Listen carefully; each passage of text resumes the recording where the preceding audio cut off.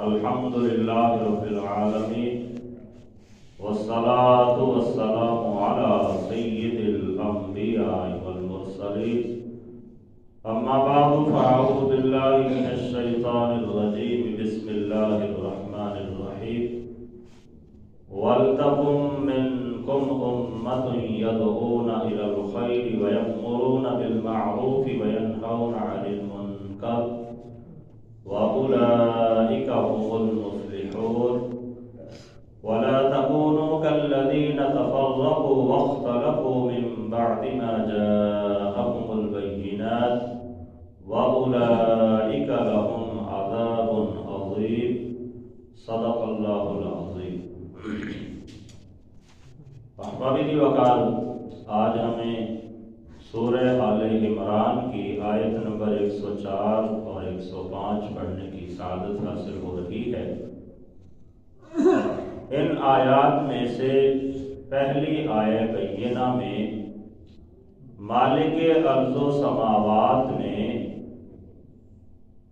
اس بات کا اظہار فرمایا کہ لوگوں میں سے کچھ لوگ ایسے ضرور ہونے چاہیے کہ جو دیگر لوگوں کو بھلائی کے کاموں کی طرف بلائیں، دیگر لوگوں کو نیکی کا حکم دیں اور برائی سے انہیں منع فرمائیں۔ اور دوسری آیت بینہ میں اللہ جل شانہ نے جو لوگ آپس میں اختلافات کے اندر بٹ جاتے ہیں، مختلفی چیزوں میں مبتلا ہو کر مخالفتیں شروع کر دیتے ہیں، اللہ جل شانہ نے ان سے بچنے کا حکم دیا، اور جو بندہ ان سے نہیں بچے گا ان کے لیے پھر عذاب کی وعید بھی بیان فرمائی۔ تو پہلی آیت بینہ میں ارشاد فرمایا وَلْتَكُن مِّنكُمْ أُمَّةٌ، اور تم میں ایسے لوگوں کی ایک جماعت ہونی چاہیے،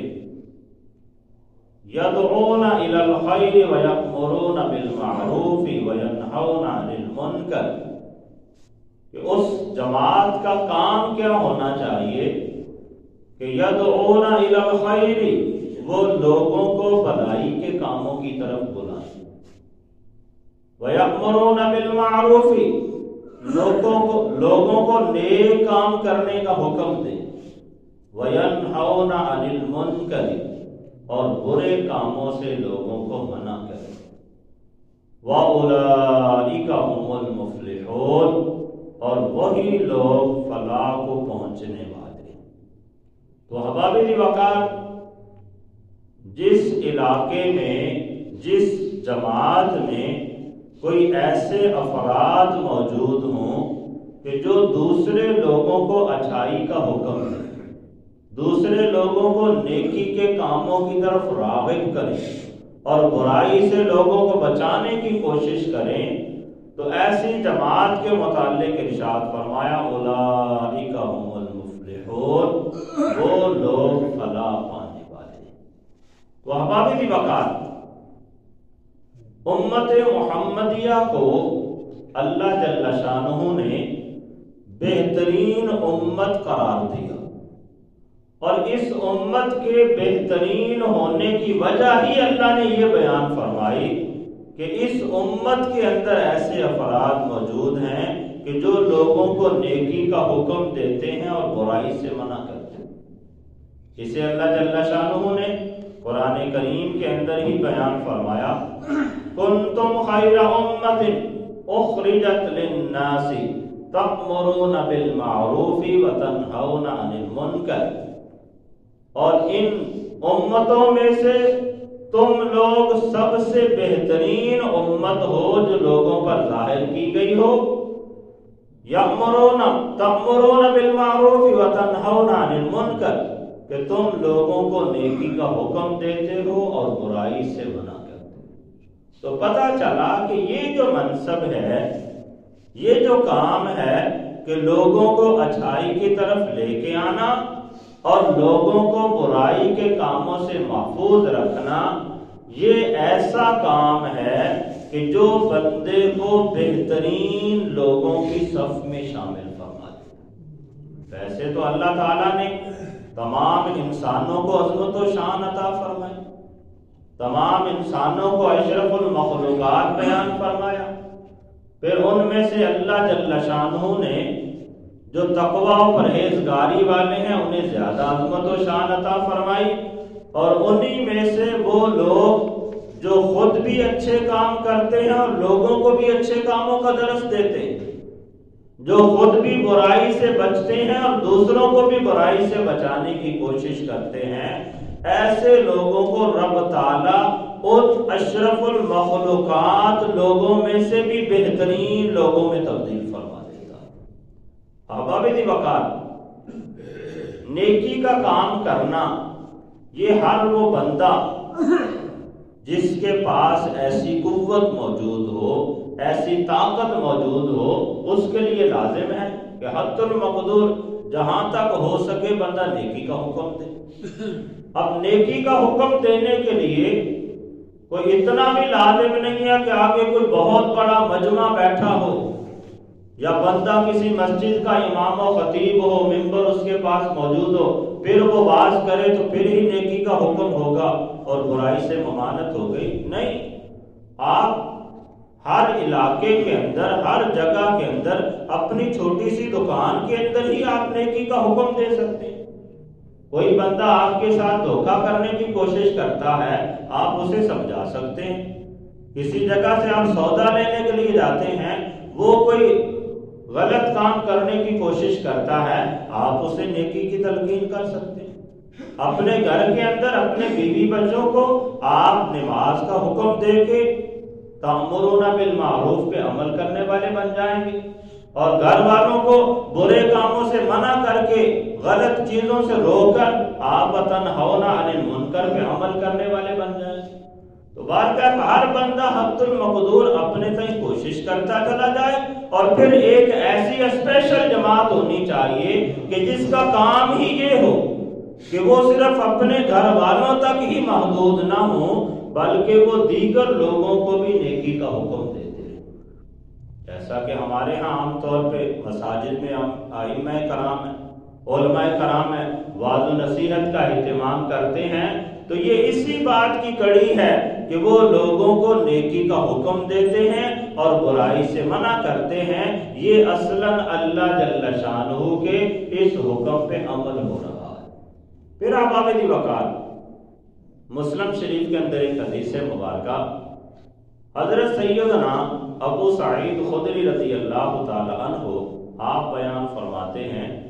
कि आका करीम रऊफ़ुर रहीम सल्लल्लाहु तआला अलैहि वसल्लम ने इरशाद फरमाया, तुम में से जो भी शख्स किसी बुराई को देखे, किसी बुरे काम को देखे, तो उसे चाहिए कि वो हाथ के जरिए उस बुराई को रोक दे। फिर फरमाया, अगर वो हाथ से रोकने की ताकत नहीं रखता तो जुबान के जरिए उस बुराई को रोकने की कोशिश करे, और अगर वो जुबान के जरिए भी उस बुराई को नहीं रोकता तो फिर फरमाया कम अज कम उस बुराई को अपने दिल के अंदर बुरा जाने, और साथ आगे इरशाद फरमाया ये सबसे कमजोर दर्जा है ईमान का। सबसे आला दर्जा ईमान का ये है कि अगर कोई बुरा काम हो रहा है, बंदा उसे हाथ के साथ रोकने की इस्तिताअत रखता है तो हाथ से रोके। अब इसके अंदर जो बड़े सरबराह आ जाते हैं, हुक्मरान आ जाते हैं कि उनके पास हाथ के साथ बुराई को रोकने की ताकत होती है।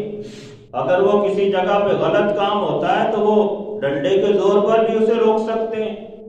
ऐसे ही बंदे के अपने घर के अंदर अपनी औलाद में से, अपने बेटों में से कोई गलत काम करता है, बंदा आमतौर पर उसे भी हाथ के साथ रोकने की ताकत रखता है तो बंदा उसे रोक सकता है। अगर ऐसी कंडीशन नहीं है, कैफियत ऐसी है कि बंदा हाथ के साथ नहीं रोक सकता, जैसे मुआशरे में कोई ऐसा काम हो रहा हो, कोई बुराई हो रही हो जिसे हुक्मरान नहीं रोकते, उलमा तबका उसे हाथ के साथ रोकने की ताकत नहीं रखता, तो वो फिर वाज़ो नसीहत के जरिए लोगों को बयान करते हैं कि ये बुरा काम है, इससे अपने आप को बचा के रखें। اور اگر جو عام طبقہ ہے کہ جو ہاتھ سے بھی نہیں روک سکتا، واضح و نصیحت بھی نہیں کر سکتا، یا کیفیت ایسی ہے، جگہ ایسی ہے کہ جہاں بندہ بول کے بھی منع نہیں کر سکتا، تو کم از کم اپنے دل کے اندر تو اسے برا جانے نا۔ ایسا تو نہ ہو کہ بندہ خود بھی اس برائی کے اندر ملوث ہو جائے، کہے کہ یار وہ کر رہے تھے میں روک نہیں سکتا تھا۔ اگر آپ خود روک نہیں سکتے تھے تو آپ کے لیے یہ تو جائز نہیں ہے کہ آپ خود بھی اس برے کام کے اندر مبتلا ہو جائیں، بلکہ فرمایا کم از کم آپ خود اپنے دل کے اندر اس برائی کو برا جان کر اپنے آپ پہ تو کنٹرول کر سکتے ہیں نا، اپنی ذات کو تو روک سکتے ہیں، باقیوں کو اگر نہیں روک سکتے تو وہ چلو ایک اعلیٰ درجے کے لوگوں کا کام ہے، اور وہ ایمان کا ایک سب سے بڑا درجہ ہے، چلو آپ اس بڑے درجے پہ فائد نہیں ہو سکتے تو اپنا بدن اپنا وجود آپ کے کنٹرول میں ہے نا، آپ اس پہ تو کنٹرول کر سکتے ہیں، اس برائی کو برا جان کر اپنے آپ کو اس برائی سے محفوظ کر لیں۔ تو یہ بھی اگرچہ ایمان کا کمزور درجہ ہے لیکن ایمان تو ہے نا۔ اگر بندہ اس سے بھی گر گیا کہ برائی کو برا جانے ہی نہ بلکہ خود اس برائی کے اندر مبتلا ہو جائے، پھر اس کے ایمان کس کھاتے میں چلا جائے۔ پھر احباب دی وقار حضرت سیدنا حذیفہ رضی اللہ تعالی عنہ آپ سے مروی ایک حدیث مبارکہ ہے، آقا کریم صلی اللہ تعالی علیہ وسلم نے ارشاد فرمایا، اس ذات کی قسم جس کے قبضہ قدرت میں میری جان ہے، تم نیکی کا حکم دیتے رہو اور برائی سے روکتے رہو، ورنہ ان قریب اللہ تم پر اپنا عذاب نازل فرما۔ پھر فرمایا کہ جب اللہ کا عذاب نازل ہوگا تو کیفیت یہ ہوگی تم اس سے دعا کرو گے، وہ تمہاری دعا کو قبول ہی نہیں کرے۔ تو احباب دی وقار بندے کی دعاؤں کا قبول نہ ہونا یہ بھی گویا کہ اللہ کی طرف سے ایک عذاب ہی ہے، حالانکہ وہ خالق و مالک جو خود بندوں کو تنبیہ فرماتا ہے، اے بندو مجھ سے مانگو میں تمہیں عطا کروں، تم دعائیں کرو میں تمہاری دعاؤں کو شرف قبولیت عطا فرمانے والا ہوں۔ تو اگر بندہ برے کاموں میں اس قدر مبتلا ہو جاتا ہے یا نیکیاں چھوڑ کر برائیوں کے اندر مبتلا ہو جاتا ہے، لوگوں کو برائیوں سے روکتا ہی نہیں ہے، تو پھر اگرچہ ظاہراً تو اس پہ عذاب نہ بھی ہو، نبی علیہ السلام کے توسل سے اللہ نے اس امت کو مجموعی عذاب سے محفوظ رکھا ہے، لیکن باطناً اس پر اس طرح سے عذاب ہو سکتا ہے کہ اس کی دعائیں ہی قبول نہ ہو، یا اس کو نیکی کی طرف رغبت ہی پیدا نہ ہو، یا نیکی کرے تو صحیح لیکن نیکی کرنے کے اندر جو اصلاً لذت اور سرور ہوتا ہے اسے وہی نصیب نہ ہو۔ تو یہ بھی احباب دی وقار اللہ کی طرف سے ایک عذاب ہی ہوتا ہے۔ تو یہ تب ہوتا ہے جب برائی سر عام ہوتی ہے،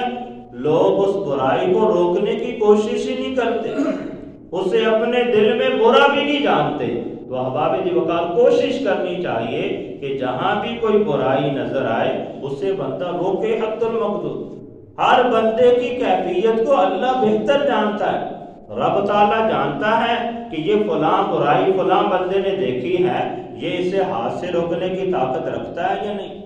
زبان سے روکنے کی طاقت رکھتا ہے یا نہیں۔ اگر بندہ روکنے کی طاقت رکھتا تھا پھر بھی نہیں روکا تو ایسی صورت میں بندہ گناہ گار ہوگا۔ پھر احباب دی وقار ایک اور حدیث مبارکہ حضرت سیدنا جریر بن عبداللہ رضی اللہ تعالیٰ عنہ سے مروی ہے کہ آقا کریم رؤوف الرحیم صلی اللہ تعالیٰ علیہ وسلم نے ارشاد فرمایا، جو شخص کسی قوم میں رہ کر گناہ کرتا رہا اور وہ لوگ اس گناہ کو روکنے پر قادر ہوں، روکنے کی طاقت رکھتے تھے لیکن انہوں نے نہ روکا، تو اللہ تعالیٰ مرنے سے پہلے ہی ان تمام لوگوں کو عذاب میں مبتلا کر۔ بہت مرتبہ ایسا ہوتا ہے کوئی بندہ برا کام کر رہا ہوتا ہے تو دیگر لوگ کہتے ہیں برا کام کر رہا ہے تو اس کا اپنا عمل اس کے ساتھ ہے، ہم اسے کیوں منع کریں۔ تو احباب جی وقار اگر آپ اسے منع کرنے کی طاقت رکھتے ہیں لیکن اس کے باوجود آپ منع نہیں کرتے تو آپ گویا کہ اللہ کے عذاب کو اپنے لیے دعوت دے رہے ہیں۔ تو کوشش کرنی چاہیے جہاں بھی ممکن ہو، جیسے بھی ممکن ہو، اگر کوئی برائی نظر آ رہی ہے تو بندہ حد المقدور اسے روکنے کی کوشش کرے۔ جب بندہ برائی کو روکے گا تو رب تعالیٰ اس پر بندے کو اجر و ثواب عطا فرمائے۔ تو احباب جی وقار مطلقاً برائی سے روکنا یہ تو ہر بندے کی ذمہ داری ہے کہ جہاں تک اس کا بس چلتا ہے وہ وہاں تک لوگوں کو منع کرے، لیکن مجموعی طور پر تمام لوگوں کو تبلیغ کرنا، واعظ و نصیحت کرنا اس کے لیے ہر بندے پہ لازم نہیں، بلکہ یہ فرض کفایہ کے طور پر اللہ جل شانہ نے بیان فرمایا کہ تمہارے اندر ایک ایسی جماعت ہونی چاہیے کہ جو لوگوں کو برے کاموں سے منع کرے اور نیکیوں کا حکم دے۔ باقی لوگ اپنے معاملات میں مصروف ہیں تو کچھ نہ کچھ لوگ ایسے ہونے چاہیے کہ جو دین سیکھیں، دین کی تعلیمات کو حاصل کریں اور اسے آگے معاشرے تک پہنچاتے چلے جائیں۔ تو اگر کسی علاقے میں، کسی معاشرے میں چند لوگوں نے بھی اس ذمہ داری کو قبول کر لیا اور انہوں نے لوگوں کو تبلیغ کرنا شروع کر دی تو سب کے سب گناہ سے بچ جائیں، کیونکہ یہ فرض کفایہ کے طور پر ہے۔ لیکن اگر کسی علاقے میں کوئی ایک بھی عالم نہ بنا، کوئی ایک بندہ بھی ایسا تیار نہ ہوا کہ جو لوگوں کو برائی سے منع کرے اور اچھائی کا حکم دے، تو ایسی صورت میں اس علاقے کے اندر رہنے والے تمام لوگ گناہ گار ہوں گے۔ جیسے آپ لوگوں نے نماز جنازہ کے حوالے سے اور دیگر فرض کفایہ کے حوالے سے سن رکھا ہے کہ اگر چند لوگ ادا کر لیں تو سارے عذاب سے بچ جائیں گے، سارے گناہ سے بچ جائیں گے، لیکن اگر کوئی بھی ادا نہ کرے تو سارے کے سارے ہی گناہ گار ہوں۔ ایسے ہی علم دین کا معاملہ ہے کہ اپنی ضروریات کی حد تک تو علم حاصل کرنا ہر بندے پہ فرض ہے، لیکن اس قدر زائد علم حاصل کرنا کہ جو بندہ دوسروں کو بھی سکھائے، دوسروں کے اندر بھی منتقل کرے، یہ فرض کفایہ کے طور پر ہے۔ اس میں اگر علاقے کے چند لوگ ایسے پیدا ہو گئے کہ جنہوں نے علم حاصل کیا، اب وہ لوگوں کو تبلیغ کرتے ہیں، واعظ و نصیحت کرتے ہیں، تو باقی تمام لوگ گناہ سے بچ جائیں گے، لیکن علم حاصل کرنے کا کما حقہ ثواب انہی لوگوں کو ملے گا جنہوں نے علم حاصل کیا۔ پھر احباب جی وقار آگے ارشاد فرمایا وَلَا تَكُونُوا كَالَّذِينَ تَفَرَّقُوا وَاخْتَلَفُوا مِن بَعْدِ مَا جَاءَهُمُ الْبَيِّنَاتُ، اور تم ان لوگوں کی طرح نہ ہو جاؤ جو متفرق ہو گئے، جدا جدا ہو گئے، وَاخْتَلَفُوا، اور انہوں نے اختلاف کیا، مِن بَعْدِ مَا جَاءَهُمُ الْبَيِّنَاتُ، ان کے پاس واضح نشانیاں آ جانے کے بعد، یعنی جن کے پاس واضح نشانیاں آ گئیں، واضح دلائل آ گئے کہ اختلافات بری چیز ہے، آپس میں تفرق میں بٹ جانا یہ بری چیز ہے، لیکن اس کے باوجود وہ چھوٹی چھوٹی باتوں پہ لوگوں سے ناراض ہوتا رہا، چھوٹی چھوٹی باتوں میں اختلافات کرتا رہا، تو ایسے لوگوں کے بارے میں اللہ نے ارشاد فرمایا وَأُولَئِكَ لَهُمْ عَذَابٌ عَظِيمٌ، تو ایسے لوگوں کے لیے بڑا دردناک عذاب ہے، بہت بڑا عذاب تیار کیا جا چکا ہے۔ تو احباب جی وقار یہ آیت ہمیں درس دیتی ہے کہ ہم ہر قسم کے اختلافات سے اپنے آپ کو محفوظ رکھنے کی کوشش کریں، جہاں تک ہو سکے محبتیں بانٹیں، خوشیاں بانٹیں، ایسی چیزیں بیان کریں کہ جس کی وجہ سے معاشرے سے اختلافات کم ہوں اور اتفاق کی فضا پیدا ہو، تو پھر معاشرہ بہترین بنتا چلا جائے گا، جنت کا سما پیدا ہوتا چلا جائے گا۔ اللہ تعالیٰ کی بارگاہ میں دعا ہے کہ رب تعالیٰ ہم سب کو عمل کرنے کی